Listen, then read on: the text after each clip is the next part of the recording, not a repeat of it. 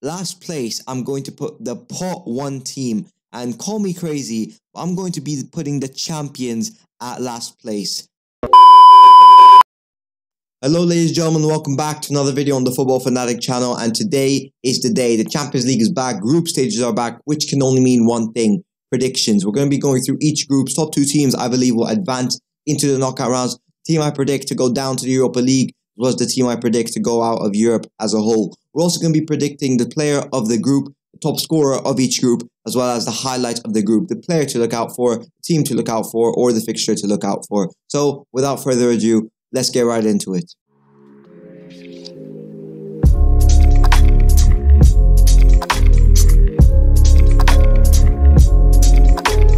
Now we go to a group where we have 2 European heavyweights who have quite the history together. You hate to see it. FC Barcelona and FC Bayern against each other again after that horrendous display. I believe they were playing at a neutral stadium in Portugal, in Lisbon, and Bayern destroyed them. Bayern took them apart, and now Barcelona, without Lionel Messi, without the likes of Aguero, without so many star players, without Luis Suarez, who they had last time against Bayern Munich, I don't know how this is going to go for them. Maybe 10-2, maybe 15-2. I don't know, but all I know is that Bayern Munich are probably going to destroy them yet again. I think Bayern top this group easily. I think Barcelona are probably going to follow them closely at second.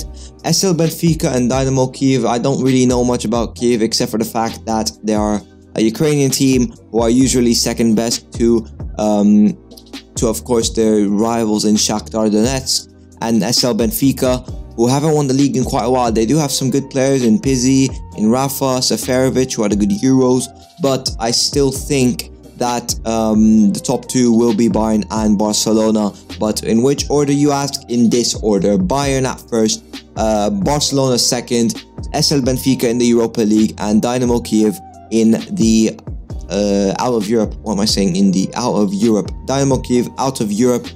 Joined by Shakhtar Donetsk out of Europe. Maybe they can focus on their league that isn't very relevant at all. I don't know why I'm just taking shots at the Ukrainian league. But anyway, let's get into the personal accolades. The player of this group has to be Lewandowski. This guy is a goal-scoring machine. One of the best players in the world right now. Deserved the Ballon d'Or in the season that the campaign was frequently postponed. But anyway, Lewandowski is going to cause havoc for every single team, and hence why he's also the top scorer for this just for this entire group and probably for the entire tournament. You know what? Lewandowski, Erling Haaland, and I'd probably say them two are the favorites, especially with the fact that Lewandowski has quite an easy league. And a few years ago, I wouldn't be saying Bayern have an easy league. Benfica were much better way back. Barcelona were 10 times better way back. But in the end, I think Lewandowski is going to have a great tournament yet again in the Champions League, which he usually does. But the highlight of the tournament for me is going to be the 8-2 reunion, to just see how Barcelona cope with a much stronger Bayern side with a weaker team. Barcelona have the likes of Memphis Depay, Braithwaite. Who else do they have in the attack? Luka de Jong. They've signed so many strikers, but strikers who don't really benefit. You should be playing the likes of Ansu Fati, who is injured, to be fair to him. Ousmane Dembele, who is, I don't know, he just spends half of his career in the hospital. The midfield is very imbalanced. I don't think Sergio Busquets can really play with the pace of Pedri anymore. The defense is quite solid. I'm a really big fan of Araujo. I expect him to have a good game. But in the end, Barcelona's team is nowhere near what it used to be, with the MSN, with the Iniestas, with the Busquets, with the Xavis, with the likes of a Prime PK, with the likes of a, I don't know, Umtiti was way better back then. Jordi Alba, Sergio Roberto was much better as well. But in the end, that's just how football works. I mean, Barcelona are probably gonna get destroyed yet again, but we'll just have to see how it goes. But anyway, let's move on to Group F. We've made it to Group F. We've made it to Cristiano Ronaldo territory, and we go to Manchester United. As you can see, I've titled this as The Ronaldo Show because although it may be a tough-ish group, I mean, Atalanta are not that bad. Obviously, Ronaldo has scored a few goals against them in the Serie A. Villarreal, he's also scored a few goals against. Actually, his last ever Real Madrid goal was against Villarreal, and I think he will probably dominate this group by himself. Young boys should be no problem for him. I can almost bet my house that he will score a few against them.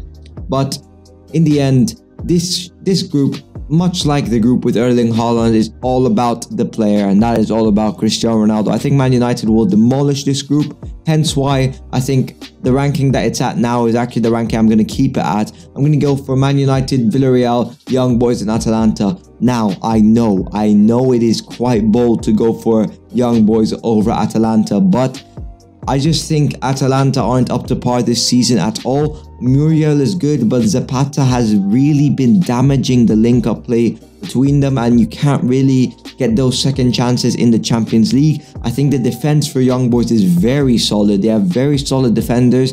Atalanta is a bit vulnerable at the back, and they don't have a good goalkeeper. I actually think Young Boys will pull off an upset here and qualify for the Europa League. Manchester United first and Villarreal second, going with them into the round of 16. Now, the highlights of this group. There is only one possible highlight we can go for, and that is the fact that Cristiano Ronaldo is on a mission. Ronaldo is set to bring the Champions League to Old Trafford. Ronaldo is going to do everything. If Ronaldo brings the Champions League to United after 12-13 years of United having zero success in Europe, they have not even made it to the semi-final since 2008.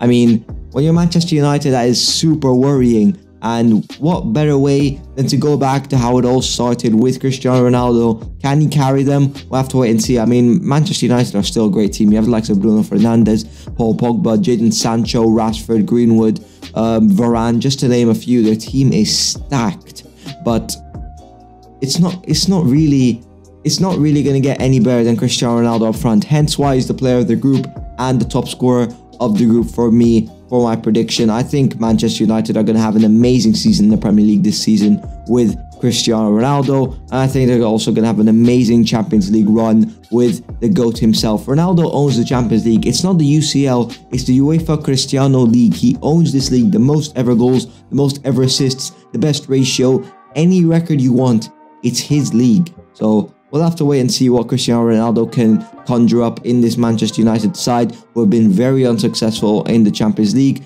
But with a player like him, with his experience, with his ability, with his talent, anything can happen. So yeah, anyway, let's move on to Group G. We're getting to the end. We finally made it to the last two groups, Group G.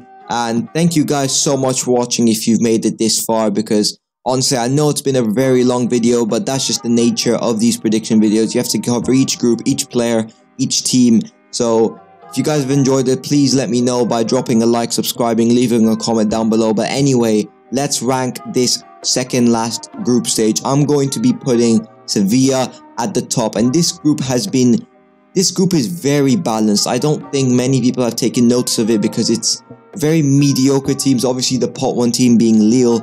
But in the end, I don't think that you can really make a judgment based off the size or the performances of the club, and you just have to judge them based off their domestic success. So as following that criteria, I'm probably going to put Sevilla first. I'm going to put Salzburg at second. I'm going to put Wolfsburg at third, which might surprise a lot of people, but I'm a big fan of their defense. You have the likes of Roussillon, Lacroix.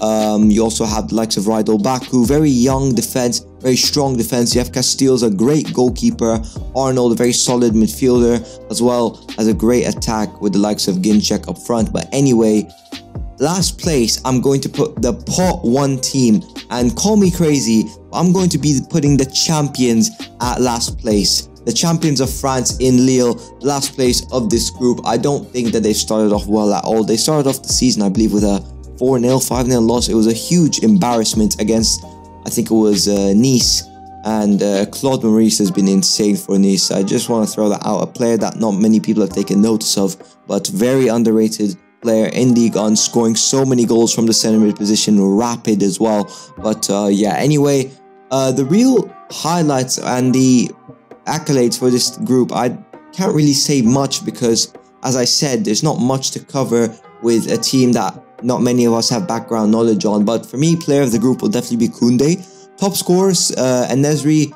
Youssef En-Nesyri has scored so many goals in La Liga last season. He's a very good player. Has a bit of a temper. Wouldn't be surprised if he got a red card. But in the end, I think he has a very good instinct for goal. And the highlight of the group is the fact that this group is a free-for-all. Anyone can win it. Anyone can get relegated. Maybe some of you will disagree with me as a local fan. You can leave it in the comments down below. Which team do you think will top this group? Because for me, I'm really clueless with this. I just think, based off domestic success, that's how I'm ranking it, hence why Sevilla is first and the likes of Wolfsburg and Salzburg are higher than Lille, who have just won it the one time in their history, I think.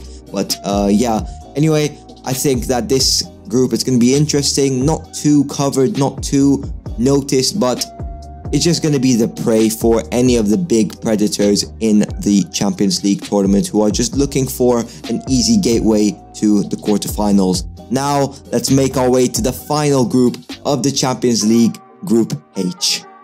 So, ladies and gentlemen, we have finally made it to Group H, the final group in what has definitely been a very long day. Thank you guys so much for watching. If you made it this far, please feel free to hit the like button and subscribe. Leave a comment down below who you think will win the Champions League as well. But for now, let's rate this group. Well, I say rate, I mean predict. I'm already making mistakes. It's just been such a long day.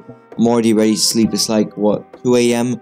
But anyway, this group has two huge teams, which would have been a great battle a few years ago. But right now, I'm not sure. You have Chelsea, the current retainers of the Champions League. And I just can't wait to see how far they go this season. I believe they'll win the Premier League, and I believe they'll go very far in the Champions League, potentially even winning the whole thing yet again, back to back, something that has only been done once by Real Madrid, who actually won it 3 times in a row. I don't think that will ever be done. Something up there like the Arsenal Invincibles or even Leicester winning the league, something that is practically impossible to do, but Real Madrid did it with the help of, obviously, ex-Juventus player Cristiano Ronaldo. Talking about Juventus, just 3 games into the Serie A and they haven't got a single win. Juventus used to be the team like Bayern Munich who won every single season, every single game, every single few seasons you would see Juventus on a streak, on a title streak, and that all ended when Cristiano Ronaldo joined, which is quite surprising because Ronaldo actually carried the team, and it's not based off Ronaldo, it's based off the team falling out of their prime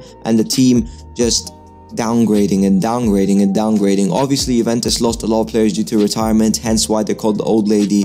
Well, that's not the true reason, but they do have a lot of old players. Obviously, Gianluigi Buffon stayed for a long time, Chiellini and Bonucci are still there after so many years, but the main point I'm trying to make is the fact that Juventus aren't who they used to be before, and I think Zenit are actually more on form than them right now, especially for chances to get into the next round of the Champions League. So for me, the group stages are going to end up with Chelsea on top, Zenit second, Juventus third, and Malmo at the final position, exiting Europe yet again. They've never really had any luck in the European competitions. Most teams are just simply better. The Swedish side need to up their game if they want to get to the Europa League, but right now they just aren't getting anywhere. Anyway, this isn't about Malmo. We're going to move on to the personal accolades, and for me, when we're talking about the best striker in the Premier League right now, it has to be Romelu Lukaku. 3 goals in 3 games, and he's just a monster. In Inter Milan, he scored so many goals for fun, had a great partnership with Lautaro Martinez. His overall game has developed